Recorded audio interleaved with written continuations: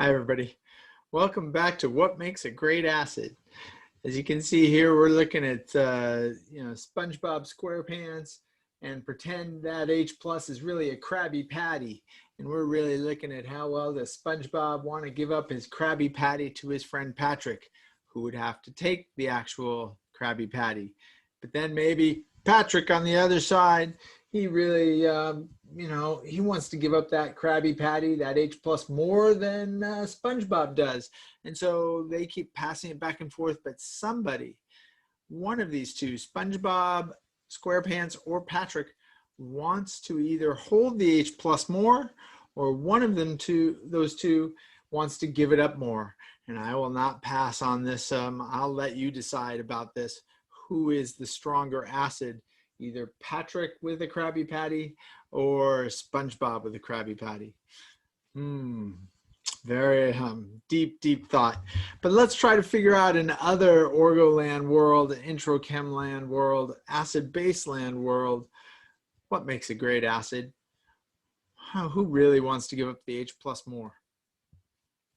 So in order to determine what makes a great acid, you should really look at 4 distinct properties of the actual molecule, and the importance of these definitely comes in order. So I like these rules that basically we start out with looking at the conjugate base. Oh my God, to determine the strength of an acid, you actually never look at the molecule that is acidic, but notice all the rules are looking at the conjugate base and looking at the charged atom of the conjugate base that's made when H plus is removed from the acid.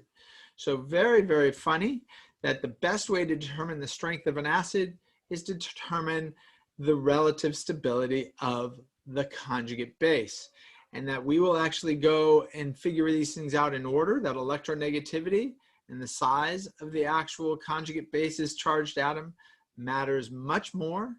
And then if I can't tell because 2 acids like SpongeBob and Patrick both have the same electronegativity and size, then I'll have to look at their resonance structures. And if I can't tell from resonance stabilization, then I'll have to go to inductive effect. And then if I can't tell after all that, those are all equal between 2 molecules that are both trying to act acidic. Wow, that's rare. But there is one last thing called hybridization. Sound familiar? So there was a reason to learn that. And we will help use hybridization to help us figure out whether a conjugate base pair is more stable or not.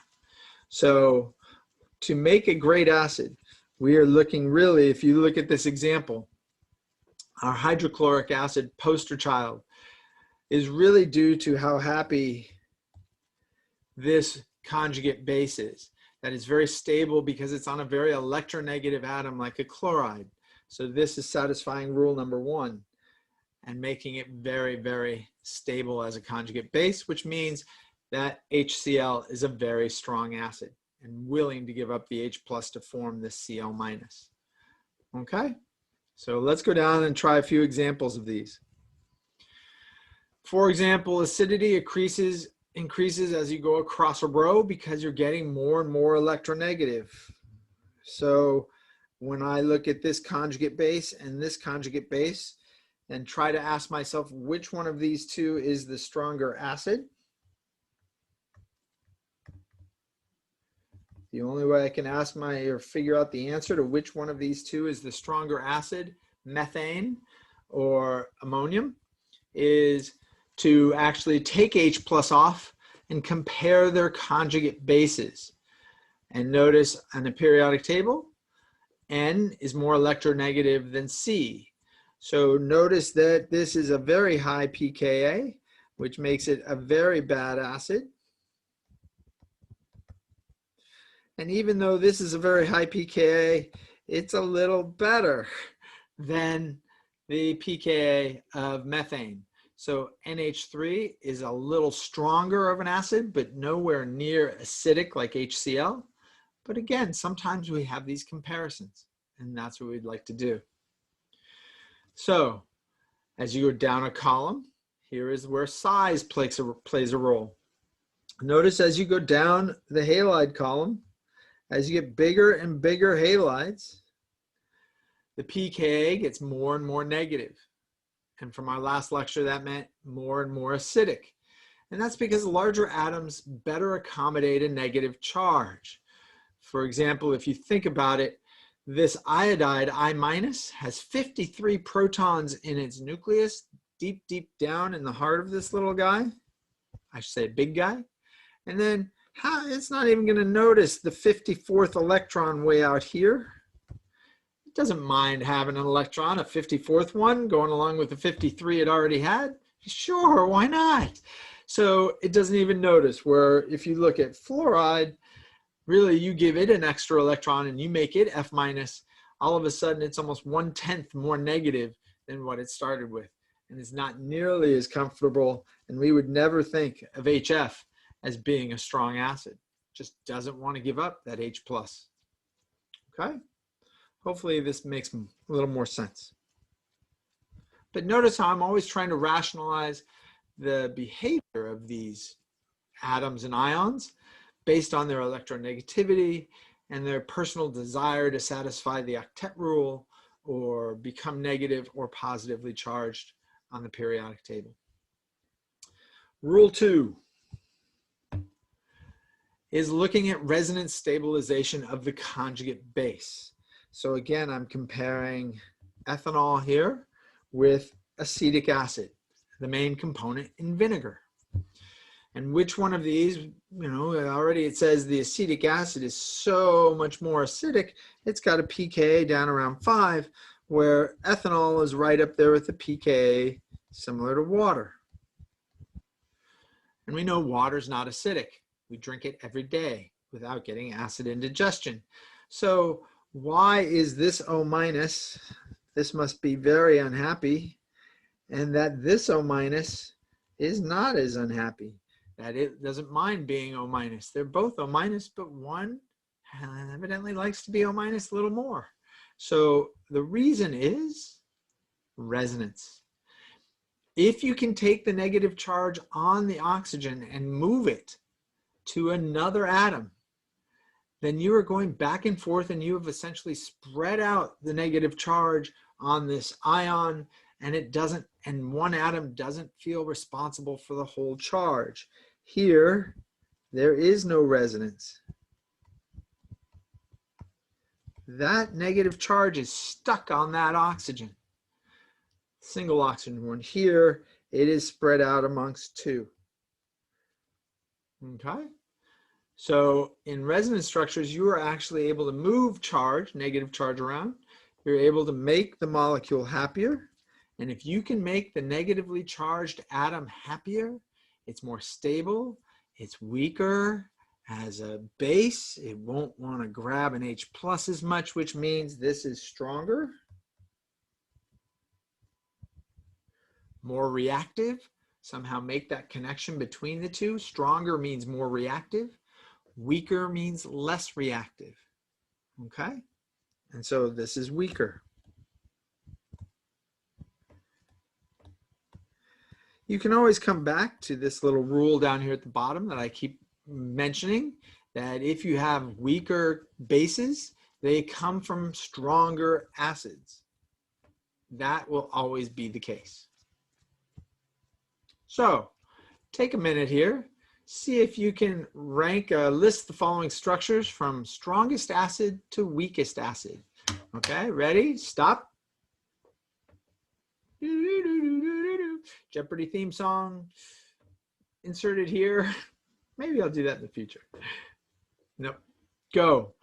So I came up with 6 as the final answer.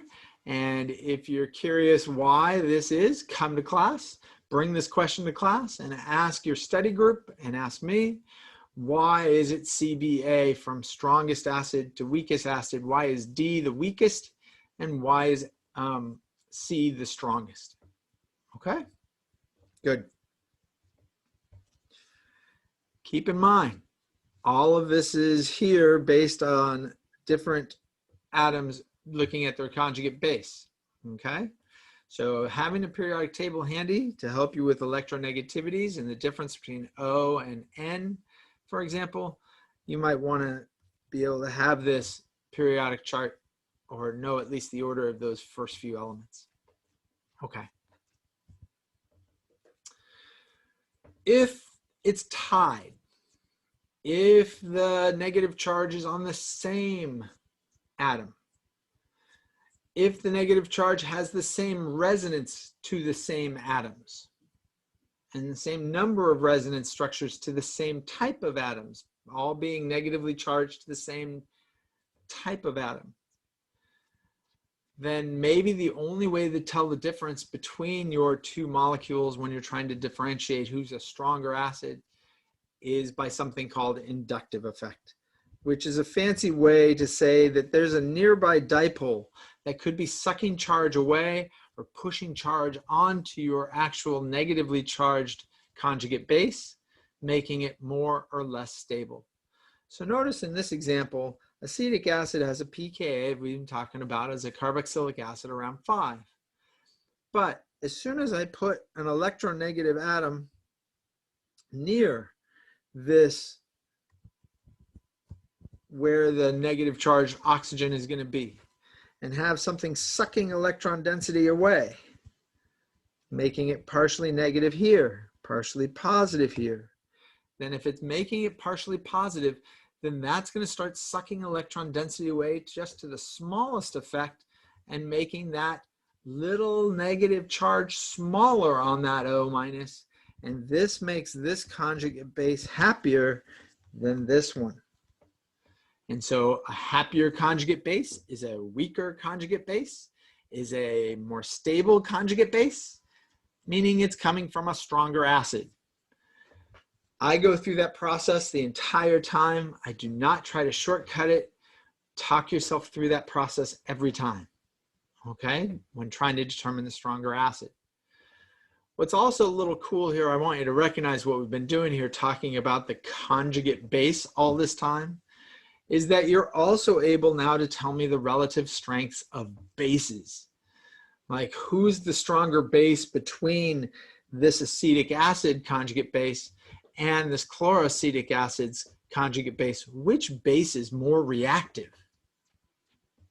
Use the same rules as we've been using to determine the stronger acid by looking at the conjugate base. So we are now able to use this one set of rules looking at conjugate base strengths to determine the greater, stronger acid and who's the stronger base between any pair of molecules. Kind of cool. So chloride here is pulling electron density away, and therefore, as we said, it makes it a stronger. Who else is out there that can pull electron density away? There's a bunch of these electron withdrawing groups, which we often refer to as EWG, because as chemists, we abbreviate everything. So notice all of these. You can see our friends, the halogens here. You can see our friends, the oxygens, that are very electron withdrawing. And you can see molecules that have either electronegative atoms positively charged that are sucking electron density towards them, or by resonance, they could be pulling electron density away. They could be doing resonance and pulling charge away, making their atoms attached positive. Very fancy, but the goal is to be able to see that these are electron withdrawers due to electronegativity in most of the cases. So if I started again with our favorite pal, the acetic acid, and just pulled an H off and looked at its conjugate base and wanted to compare that to, whoops, here we go. Oh, let's get rid of that.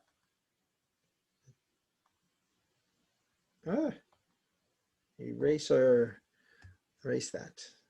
Sorry. I think I have to have at least one technical glitch every single lecture. One technical glitch. Here we go. If I wanted to compare these two carboxylic acids and ask which one was the stronger acid, I would notice that both of them, I look at their conjugate bases, both of them start with O minuses. Ah, bummer. go back. Sorry. Here we go. Both of them start with O minuses, and therefore I can write them both as these big O red minuses. But as you can kind of see due to all my technical glitches, as soon as I put this electron withdrawing group here, an OH, that's sucking electron density away, then this charge can be sucked into a smaller charge. And this can make this a happier, healthier conjugate base and make it easier for this carboxylic acid on the right to lose H. And so this is more acidic. This is a stronger acid, which sometimes is abbreviated SA. And this is a weaker acid, which can be abbreviated WA. So again, this is the story down here. Okay, cool. Of course, we have to have the opposite. And what I want you to notice is a lot of these look like they're got oxygens that are sucking electron density away, but they're already negative charged. So they're already having to deal with this negative charge on them already, which makes them very uncomfortable to pull any more negative charge towards them. And there are alkane chains and carbons that are neutral.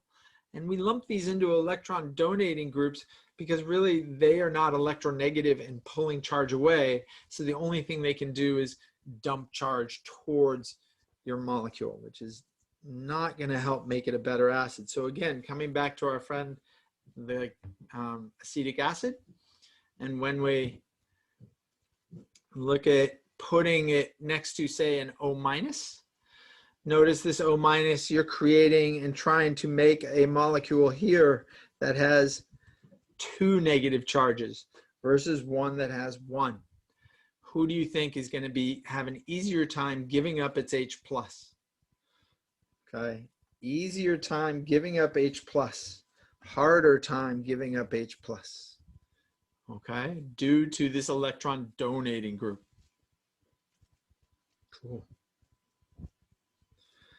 Last but not least, if you can't tell by the first 3 rules, which is really rare, usually it's always electronegativity or size. Resonance is a big one. Those 2 are your main ones that'll help you differentiate your acids. But if you can't even tell because those are all tied, and then as a lecturer, I put one that has a tied electron donating groups or electron withdrawing groups are exactly the same on both. Very strange. Then the only way you'll be able to tell the difference is if the atoms that become conjugate bases have slightly different hybridizations. And this is kind of cool, but very rare, because imagine this is the situation I'd have to have. I'd have to have them all on carbons, for example, and they're all negatively charged, and there's no resonance in any of these, and the rest of the molecule is exactly the same with just another methyl group attached to each of these. How could you tell these apart and why? It comes back to a very long time ago intro chem thing when you started with your atomic orbitals and the s orbital was way down here in energy and you had to jump way up here to get to the p orbitals.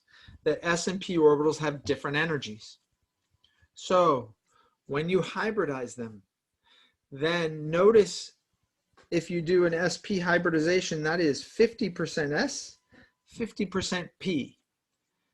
Okay, so that has a lot of s character, which is bad. So you want to get more p character. And to get more p character, you make it 3/4 p, 1/4 s. And so this is going to be better. So as my little diagram shows, wait,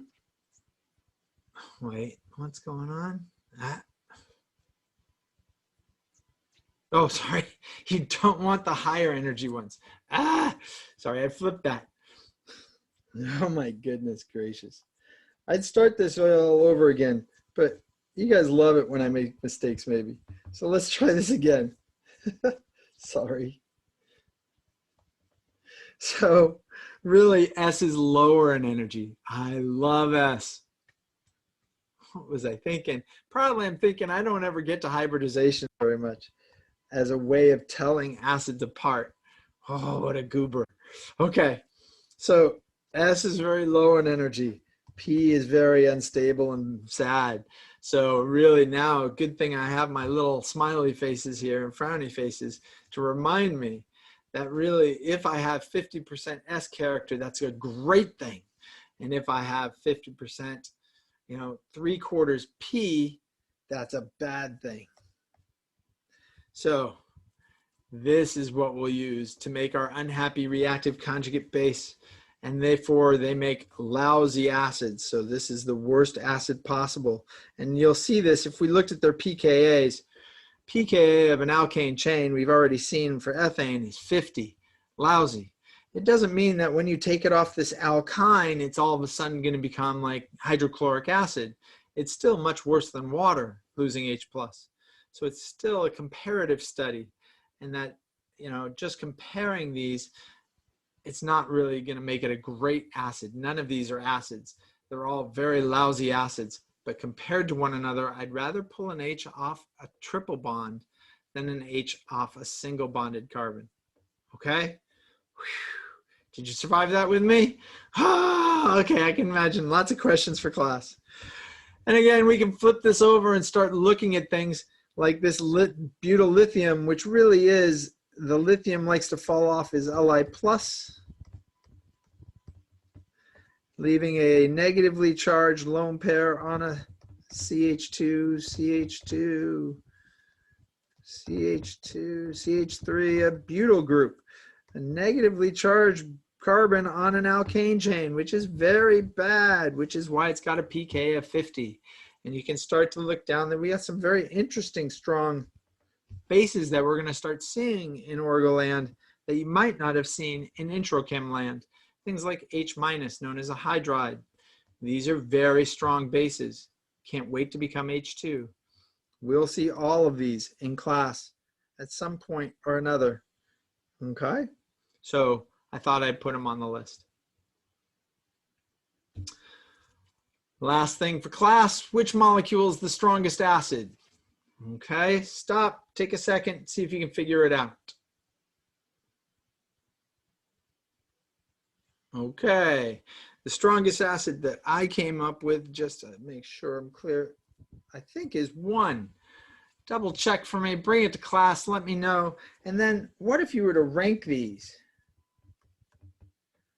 from strongest acid to weakest acid? Come to class with a ranking of these 3 acids, 3 molecules from strongest to weakest. And then we'll have something to talk about in our study groups, okay? Along with all the other questions you have about acid-base chemistry. But this is it. This is all the acid base you need to know.